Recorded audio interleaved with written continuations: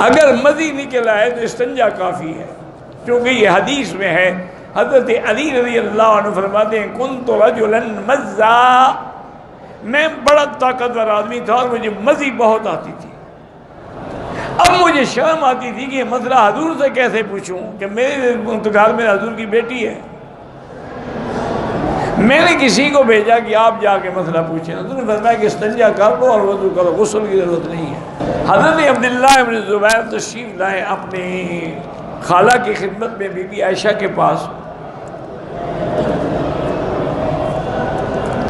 انہوں نے پوچھا کہ اماں جان، امہات المومنین، آج کل صحابہ میں اس مسئلے میں اختلاف ہے کہ وضو کرنے کے بعد اگر آدمی اپنی بیوی کو بھی ہاتھ لگا لے تو وضو ٹوٹ جاتا ہے۔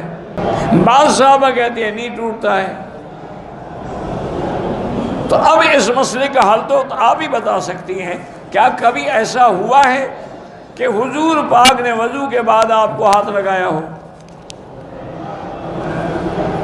تو بی بی عائشہ نے فرمایا ہاں بیٹے، حضور پاک کبھی کبھی وضو کے بعد کان یقبل بعض نسائہ، کبھی کبھی آپ کسی اپنی بیوی کو بوسہ بھی دیتے تھے، پھر وضو نہیں کرتے تھے۔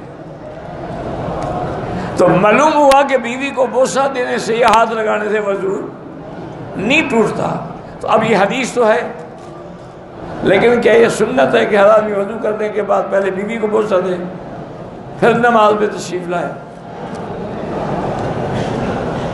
تو یہ حدیث تو ہے، سنت نہیں ہے۔ حضور ہمیشہ ایسا نہیں کرتے تھے، بیان جواز کے لیے کبھی ایسا کر دیا تاکہ امت کو مسئلے کا پتہ لگ جائے۔ اس لیے خدا کے لیے فرق کیا کرو۔ گھر میں برکت کے لیے اللہ تعالیٰ کے نبی نے فرمایا ہے کہ جب گھر میں داخل ہوں تو وہاں السلام علیکم کہیں، اگر کوئی نہ ہو تو حضور پر سلام کہیں، والصلاۃ والسلام علی رسول اللہ، اور سورۃ اخلاص قل هو اللہ احد ایک دفعہ پڑھیں تو انشاءاللہ رزق کی برکت ہوگی۔ اذان کے فوراً بعد قضا نماز پڑھ سکتے ہیں۔ تیسرے دن یا 40ویں دن ختم قرآن، یہ سب بدعت ہیں۔ 11ویں شریف اور 12ویں شریف یہ بھی سب بدعت ہیں۔ جمعہ کی پہلی اذان کے بعد سنت نہیں پڑھ سکتے، وہ تو اعلان کے لیے ہے۔ دوسری اذان جو ہے وہ آج کل ہوتی ہے تقریباً 12:25 پہ، آپ 12:15 پہ سنتیں پڑھنا شروع کر دیں۔ شیعہ سارے بھی کافر نہیں ہوتے، لیکن جو حضرت صدیق کی صدیقیت کا، صحابیت کا منکر ہے یا بی بی عائشہ کی عصمت کا منکر ہے وہ کافر ہے۔ بہرحال میں نے بتا دیا نا کہ جو شیعہ سیدہ عائشہ کی عصمت کا منکر ہے، قرآن کا منکر ہے، حضرت صدیق کی صدیقیت و صحابیت کا منکر ہے، وہ کافر ہے۔ میں مسجد عائشہ سے عمرہ کیا، بیوی نے نہیں کیا چونکہ وہ حیض میں تھی، اس نے آج غسل کیا۔ میں اس کے ساتھ مسجد عائشہ گیا، بیوی نے وہاں نیت کیا، اب نہیں ٹھیک ہے کوئی ضروری نہیں ہے وہاں سے، انہوں نے تو کرنا تھا چونکہ حیض سے پاک ہوئی ہے۔ پاکستان میں بیوہ یا مطلقہ عورت سے نکاح کرنے کو برا سمجھیں یہ بہت بڑا گناہ ہے، اور یہ ہندو کی رسم ہے۔ حضور پاک صلی اللہ علیہ وسلم کی پہلی شادی جو ہے وہ بیوہ سے ہے، اور بہت ساری شادیاں ہیں جو آپ کی اکثر بیوہ سے ہیں۔ نماز فرض ہے، یہ نیت کرنا کہ پیچھے اس امام کوئی ضرورت نہیں، بس نیت ہے عشاء کی اللہ اکبر۔ میری بیوی کو پتے میں پتھر ہے، اللہ شفا عطا فرمائے۔ ویسے میں نے پہلے بھی بتایا تھا کہ سسٹون نامی ایک دوائی ہے، وہ لیں تو انشاءاللہ بغیر آپریشن کے پتھری نکل جائے گی۔ روحانیت یہ ہے کہ دل اور دماغ متفق ہو، روحانیت کا معنی یہی ہوتا ہے۔ عشق رسول میں یہ بھی روحانیت ہے۔ اسلامی بینک سے قرضہ لے سکتے ہیں۔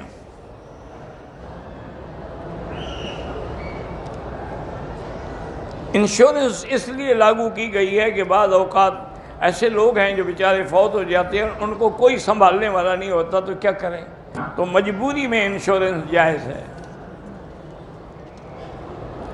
حالت احرام میں صرف پاؤڈر سے کپڑے دھوئے ہیں، کوئی حرج نہیں ہے۔ فرض نماز میں اگر شوہر امام بنے تو ٹھیک ہے، بیوی دائیں کھڑے ہو کے نماز پڑھ سکتی ہے۔ شادی کو 7 سال ہو گئے، میڈیکل علاج صحیح ہے، اللہ پاک آپ کو صحیح طریقے سے اولاد نصیب فرمائے۔ ایک آدمی نے بیوی کو غصے میں 2 منٹ کے اندر کہا گھر سے نکلو ورنہ طلاق ہو جائے گی۔ شوہر کا ارادہ طلاق کا نہیں ہے، ہو جائے گی نا، دی تو نہیں ہے نا۔ روزے کی حالت میں اگر انجیکشن لگانا پڑے لگا سکتے ہیں۔ میرا بیٹا نشہ کرتا ہے، اللہ اس کو اس عذاب سے بچائے۔ سرکاری نوکری میں نے کرنی ہے تو آپ زیادہ سے زیادہ اللہ سے استغفار پڑھ کے دعا کرتے رہیں۔ میں ہندوستان سے ہوں، میں ایک مدرسے کا مدرس ہوں۔ قیام تو مدرسے میں ہوتا ہے، جہاں لوگ زکوٰۃ و صدقات کے بقے مدرسے میں دیتے ہیں، بہرحال آپ کھا سکتے ہیں۔ اگر آپ جائیداد والے ہوتے تو مدرسے میں تو نہ رہتے نا۔ 2 رکعت کے بعد پہلے تشہد کے آگے درود نہ پڑھیں، کھڑے ہو جائیں، درود آخری تشہد میں پڑھیں۔ معذور آدمی جو کرسی پہ بیٹھ کے نماز پڑھتا ہے وہ امام بھی بن سکتا ہے، اگر کوئی اور تندرست نہ ہو اور وہی پڑھا لکھا عالم ہو تو بن سکتا ہے۔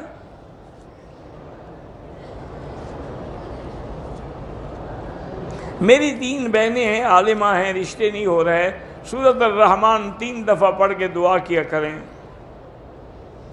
جو شیعہ حضرت علی کا کلمہ پڑھتے ہیں وہ تو کافر ہیں، ان کے کفر میں کیا شک ہے کہ اللہ کا نبی کے بجائے علی کا نام لیتے ہیں۔ حرم شریف میں بچوں کا بھی اعلان ہوتا ہے جنازے کا، تو وہی دعا سب کے لیے ہے، صغیرنا و کبیرنا ذکرنا و انثانا، وہ سب بچوں کے وہی اس میں نام آ جاتا ہے۔ ہم پر جادو اور نظر کا اثر جلدی ہو جاتا ہے، کس نے تمہیں بتایا ہے کہ باقی پہ دیر نہیں ہوتا، تم پہ جلدی ہو جاتا ہے؟ یہ بھی ایک شیطانی وہم ہے اور کچھ بھی نہیں ہے۔ یعنی قرآن کا اثر نہیں ہوتا، جادو کا ہو جاتا ہے۔ خدا کا خوف کرو، آیت الکرسی پڑھا کرو، سورۃ البقرہ پڑھا کرو، مجال ہے کوئی شیطان قریب آئے۔ میری بیٹی ہے، سنتی بھی نہیں، بولتی بھی نہیں، اللہ اس کو بھی کوئی نہ کوئی رشتہ عطا فرما دیں گے۔ بہرحال یہ بھی اللہ کی حکمتیں ہیں، اللہ کی رضا پہ راضی رہیں۔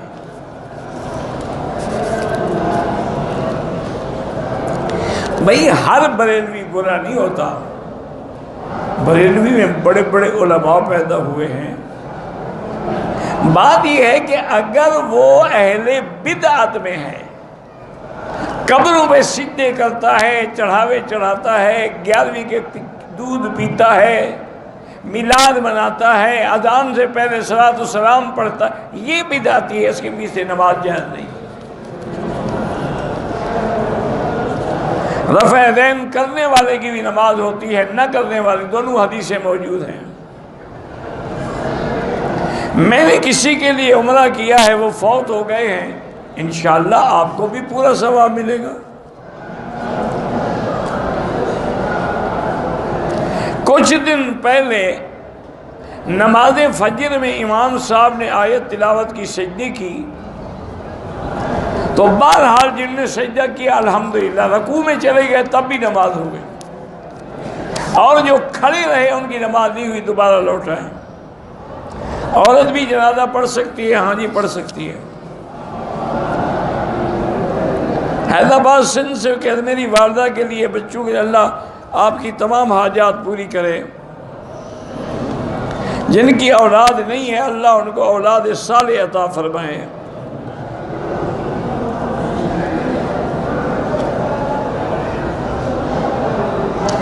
بہرحال کسی لڑکی نے اگر اللہ کے نبی کی توہین کی ہے، اس کی سزا موت ہے، لیکن وہ سزا حکومت دے گی، ہر بندہ خود نہیں دے گا۔ ایسے تو تمہیں جس پہ غصہ آئے گا کہو کو اس نے توہین کی۔ کہتے ہیں جی مجھے کہ اللہ آسمانوں میں ہے، اللہ کی ذات عرش پہ ہے، کما یلیق بشانہ ہی، جو قرآن کہتا ہے الرحمن علی العرش استویٰ۔ قرآن کہتا ہے آمنتم من فی السماء۔ دیکھو نا، جب تم دعا کرتے ہو تو ہاتھ کیسے اٹھاتے ہو؟ کہ یوں اٹھاتے ہو؟ اوپر کوئی ذات ہے نا جس کے آگے مانگتے ہو۔ باقی جیسے اس کی شان کو زیبا ہے۔